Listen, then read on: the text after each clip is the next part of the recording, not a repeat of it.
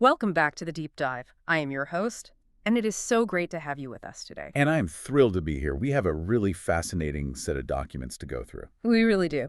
So today we are going to be looking at something that, on the surface, might sound like just another bureaucratic financial review. Right, which usually makes people tune out immediately. Exactly. But I promise you, as we get into the weeds of this, it is anything but dry. We are exploring a system with an annual budget of $1.8 billion.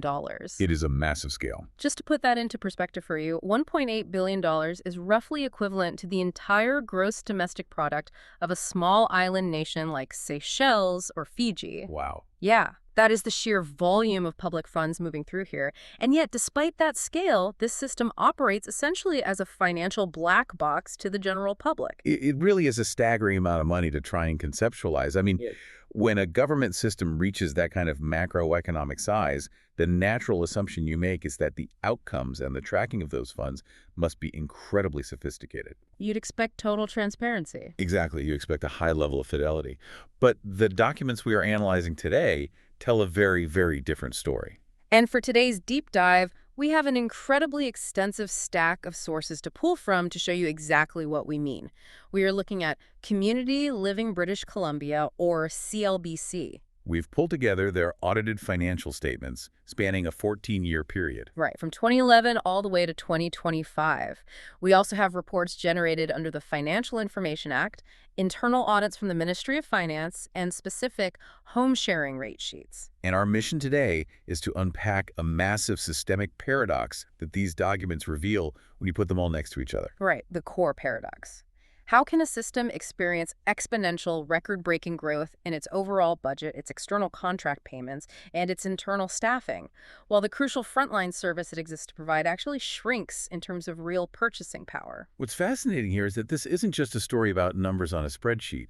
It is fundamentally a story about transparency, or rather, the systemic lack of it. Yeah, the visibility is incredibly poor. As we go through this data and start pulling on these threads, the central question I want you to keep in the back of your mind is this.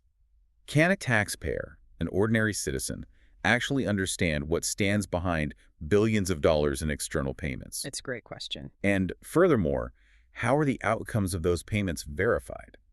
Because when you have a $1.8 billion system designed to support some of the most vulnerable people in the province, the public has a right to know not just that the money was spent, but what specifically it achieved. Okay, let's unpack this by looking at the macro level first. We need to establish the sheer scale of the growth. The top-level boom. Right. It is genuinely breathtaking. According to the financial statements, between 2011 and 2025, the provincial funding for CLBC surged by a staggering 136%. That is massive. We are talking about an increase from around $710 million back in 2011 to roughly $1.67 billion in annual operating contributions by the fiscal year ending March 31st, 2025. And when you see a budget more than double like that, your first instinct is to think, well, they must be serving twice as many people. The demand must have skyrocketed. Exactly. And if you look at the official public reports, they claim the caseload grew by over 113%, jumping from almost 14,000 individuals to over 29,000. Right, so that is the official narrative. The budget grew massively, and the caseload grew massively alongside it. It looks like a perfectly balanced equation on paper. Yeah, it does. But if we dig into what that caseload number actually represents in the real world, the picture gets incredibly murky. It really does. Because in any system like this, if you want to know how much is being spent per person, it should be a simple calculation. You take the total budget, which is your numerator, Right. and you divide by the number of actual clients served, which is your denominator. Which should give you a clear per capita spend. But as I was reading through the internal audit from 2011 and 2012, I noticed a massive red flag regarding that exact calculation. The caseload definition. Yes.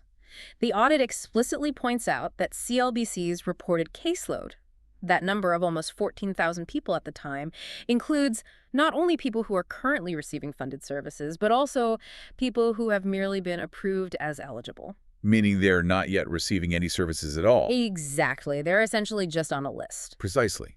And this is what we call the denominator problem. It is a critical distinction that completely changes the math. Because you're mixing active clients with a wait list. Exactly. If the public presentation of these numbers lacks a single consistently defined count of actual active clients served, the entire per capita calculation falls apart. You can't do the math. Because that denominator is blurred, mixing those receiving active daily care with those who are merely deemed eligible, it becomes mathematically impossible for you or me or any regular citizen to simply divide the budget by the clients to see where the money is going. We know the system is expanding to meet rising needs, certainly, but we absolutely cannot verify exactly what share of that growing caseload is receiving services or at what intensity. Right. The data just doesn't allow for it. So, because the top-level data is so blurred by that denominator problem, we realized we needed a methodological workaround for this deep dive. We needed an anchor. Exactly. To really understand what is happening to the actual money flowing through the system, we needed to anchor our analysis to one specific, trackable frontline service over that entire 14-year period. And because you already know how the home sharing model functions at the core of community living in British Columbia, we decided to use it as our anchor. Specifically, we tracked home sharing level 5A, which is the baseline rate for individuals under 65, to see how the frontline is actually faring amidst this billion-dollar boom. It's the perfect anchor because it is a highly defined fundamental service. These are the people opening their homes and providing the actual daily lived-in support. It's a real point of care. Right. If the system is working as intended, a 136% increase in the overall budget should absolutely be reflected in the health and sustainability of this specific frontline service. But that is not what we found at all. Let's look at what we're calling the illusion of a raise for these vital frontline workers. The nominal numbers look good at first glance. They do. If we go back to the rate sheets in 2011, the total compensation for a level 5A provider was roughly $2,900 a month. Fast forward to the updated rate sheet effective April 1st, 2024, which governs the 2025 fiscal year, and that compensation bumped up to just over $3,600 a month. So on paper, if you just look at those two numbers, a nominal raise of 24.1% looks like a solid win. Yeah, you'd think so. If we connect this to the bigger picture, though, that 24% nominal raise completely falls apart. You cannot evaluate a 14-year financial span without measuring it against the harsh reality of inflation. The silent tax. Exactly. Over that exact same period, from 2011 to 2025, the British Columbia Consumer Price Index, or CPI, rose by approximately 36.1%. 36.1%. This is the baseline of reality. It's the cost of groceries, utilities, housing, transportation. To maintain the exact same purchasing power and operational capacity that they held in 2011, any metric in the system must have grown by a minimum of 36.1% just to break even. Including that frontline rate. Especially that frontline rate. And the frontline rate only grew by 24.1%, which means we are looking at a hidden cut. Exactly, a hidden cut. When you adjust for that inflation baseline, the frontline home sharing providers at this anchor level didn't get a raise at all.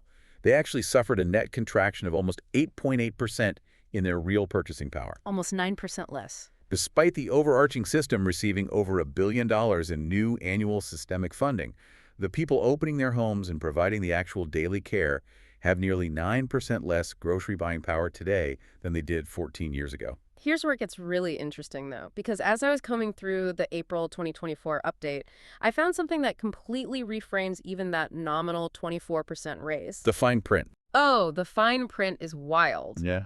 You might look at that 2024 update and think, well, at least CLBC announced increased funding for home sharing rates that year. Right. But when you read the actual text on the announcement, it states that the increased funding is, quote, in recognition of costs associated with a new requirement for home sharing providers to register with WorkSafe BC for personal optional protection coverage, end quote.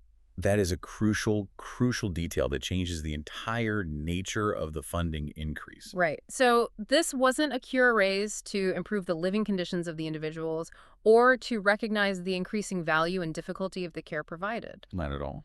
It was specifically mandated to cover a new insurance requirement. The documentation breaks it down, and depending on the support allocation level, the increase is essentially just a pass-through of $45 or $90 a month to cover this new WorkSafe BC premium. It completely masks the stagnation of the actual usable compensation. It is a mandatory administrative cost that providers now have to legally carry, and the rate increase merely functions as a reimbursement for that new expense. So they don't actually see any of that money. Exactly. The providers aren't taking home more value to support the individual in their care. They're just processing another bureaucratic requirement. The systemic expansion is not trickling down to the point of care. So we have a scenario where the frontline care providers are effectively taking an 8.8% pay cut in real terms, and the tiny bumps they do get are just to cover new administrative red tape. It's incredibly frustrating when you view it next to the overall budget. It is. Because if the overall provincial budget grew by almost $1 billion during this time, that money had to go somewhere. Did the internal staff see the same stagnation? That is the big question. Let's compare that frontline reality to the system's internal bureaucracy over the same 14 years. The contrast is frankly astonishing. Let's look at the staffing boom first. The internal headcount. Yeah. According to the audits and the pension plan notes, the CLBC employee headcount increased from about 440 full-time equivalents in 2011 to 736 employees in 2025. That is a 67% increase in physical headcount alone. Which is a significant expansion of the administrative and management layer. But the financial cost of that expansion is even more striking. The remuneration data is really revealing here. It is, because the line item for employee remuneration and benefits didn't just grow by 67% to match the headcount. It exploded from roughly $33.6 million in 2011 to nearly $83 million in 2025. Wow. That is a 146% increase. The payroll mass for the internal bureaucracy grew at more than double the rate of the physical headcount. We can bring that right to the very top of the organizational chart to see how the system values its different components. The executive compensation. Exactly. The financial disclosures show that the CEO's total compensation grew from roughly $229,000 in 2011 to about $327,000 in 2025. That's a huge jump. It is a nominal increase of over 42%. Now, recall our inflation baseline of 36.1%. Unlike the frontline home-sharing workers, who lost 8.8% of their purchasing power to inflation, the CEO's pay increase comfortably outpaced inflation.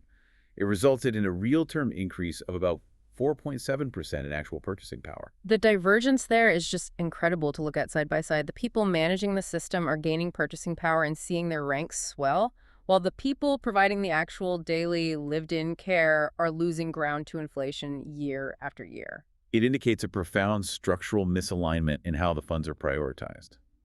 The data we are reviewing clearly shows that the record funding increases provided by the province have heavily subsidized the systemic infrastructure. The internal layers. Yes. The administrative remuneration and the internal bureaucracy have been insulated from the economic realities of inflation, and that insulation seems to have come entirely at the expense of the frontline care that the system was built and funded to provide in the first place. So the systemic expansion has been financed by frontline attrition? In a very real way, yes. So what does this all mean for the massive external contracts? Because $83 million for internal staff is a lot of money, absolutely. But it is just a drop in the bucket compared to the $1.67 billion provincial funding. We have to follow the rest of the money. Right. We have to figure out where the rest of that massive pie is going.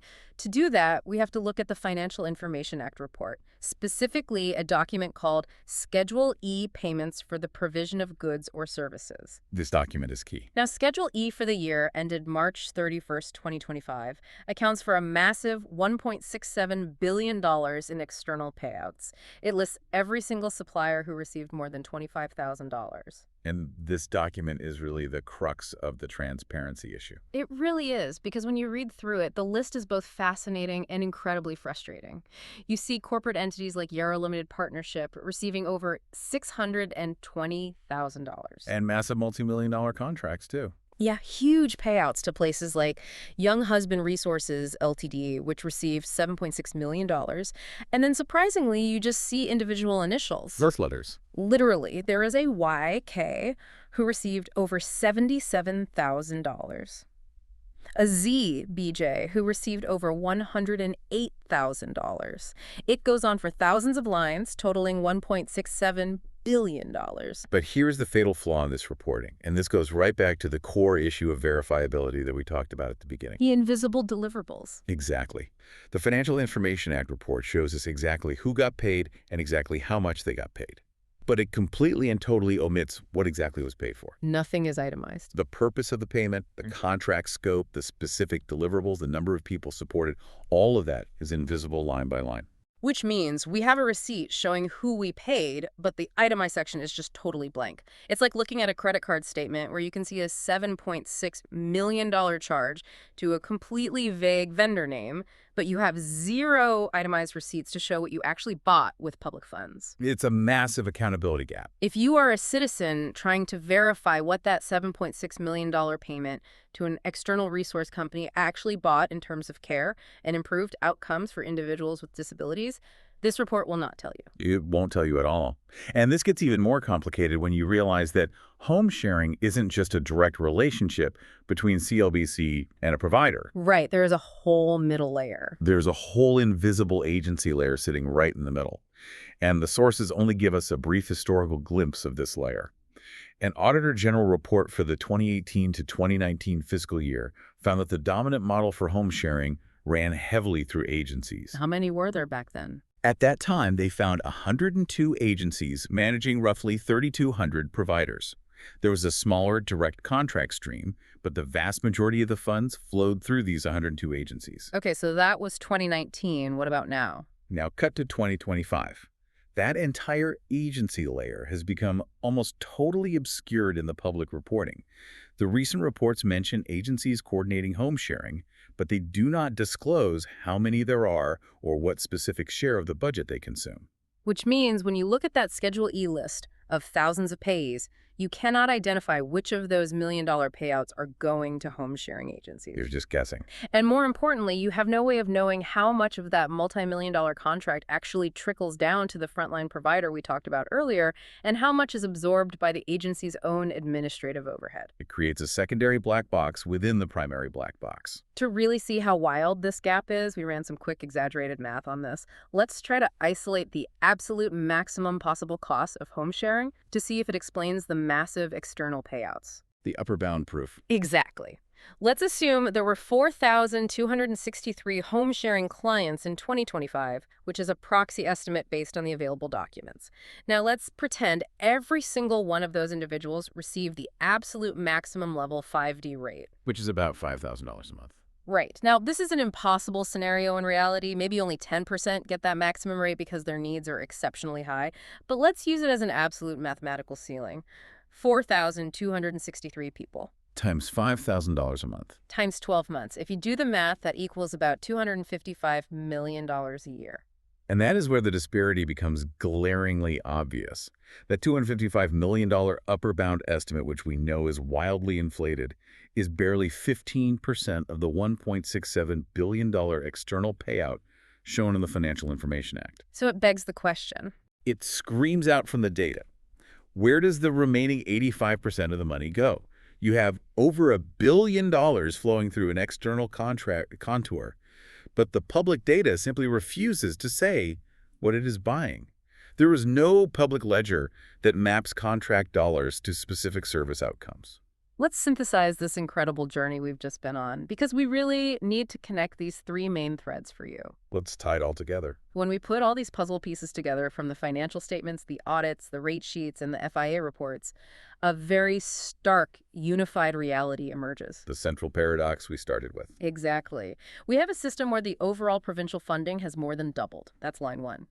The internal bureaucracy and administrative remuneration are expanding at unprecedented rates, and the external contract payouts are surging well over $1.5 billion. While the visibility of that agency layer completely drops off. Right, that's line two. The agency layer and the purpose of the external payments remain almost completely obscured. And line three, simultaneously, the actual purchasing power of the frontline home-sharing 5A providers, the people delivering the core mandate of the system, is actively eroding, dropping almost 9% below the baseline of inflation. It is a tale of two entirely different financial realities. And the ultimate issue we're looking at here isn't just the sheer volume of expenditures. It's not just about the price tag. No. The problem isn't that the government is spending $1.8 billion to help people with developmental disabilities. It's that there is a profound lack of transparency, verifiability, and managerial accountability regarding how that money is utilized. The black box. When billions of dollars flow through a black box of external contracts and the reporting only lists names and amounts without deliverables, taxpayers are left entirely in the dark. And the people receiving care are left in the dark, too. More importantly, yes. The people with disabilities who rely on this system, and their families, cannot verify the outcomes or ensure that the funding is actually reaching the point of care rather than being swallowed by administrative and invisible agency layers. It really leaves you wondering how things got structured this way. How did the system drift so far from its core mandate? And who exactly is making these financial prioritization decisions at the very top? This raises an important question, and it's something hidden deep in the legislative history of this system. The governance structure. Exactly. When the law creating the Community Living Authority Act was first adopted, it contained a very specific, strict requirement regarding governance and oversight. What was the requirement? It legally mandated that a majority of the board of directors must be individuals with developmental disabilities or their family members. So the community was actually in charge? The people living the reality of the system had the ultimate voting power in the boardroom. But according to the legislative records, that requirement was quietly removed by legislative amendments effective November 26, 2009. Wow. They completely removed the requirement that the actual community members hold the majority of the board seats. They did, and I want to leave you to ponder that for a moment as we wrap up. Think about the massive financial divergence we've mapped out today over the last 14 years. The booming bureaucracy, the opaque contracts, and the squeezed frontline. Exactly. If the people actually living that frontline reality, the individuals and their families, still held the ultimate voting power and the majority in that boardroom, would the financial priorities of this $1.8 billion system have looked exactly the same? That is a phenomenal question, and honestly one that shifts the entire perspective on everything we've looked at today. It really highlights how structural governance impacts the realities of frontline care. It absolutely does. Thank you so much for joining us on this deep dive. We've covered a lot of ground today, and hopefully it gives you a new lens through which to view these massive systemic budgets. Thanks for having me. We will catch you next time.